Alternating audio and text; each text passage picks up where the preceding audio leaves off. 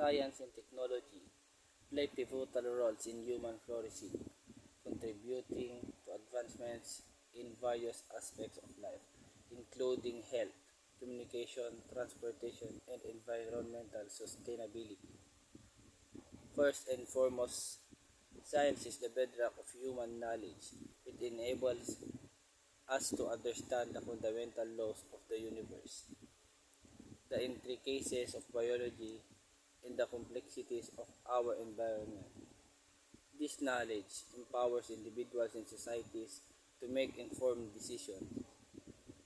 For example, advancement in the medical science have led to the development of vaccines, antibiotics, and surgical techniques, extending human life expectancy and reducing suffering from diseases.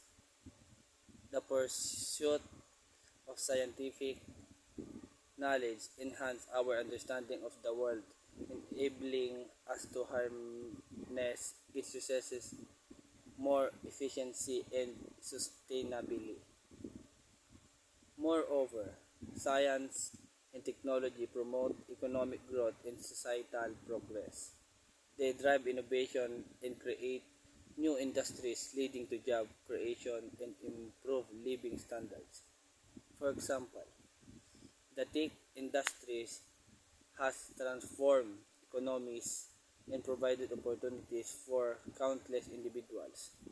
The development for artificial intelligence and automation promises increased productivity and efficiency in various sectors, potentially liberating humans from monotonous tasks and allowing for more creative pursuits. This economic progress not only enhances material well-being but also contributes to a sense of purpose and fulfillment. In conclusion, science and technology are integral to human flourishing. They expand our knowledge, improve our well-being, address global challenges, and drive economic and societal progress. Embracing these tools with a sense of responsibility and ethics is essential to maximize their positive impact and ensure a brighter future for humanity.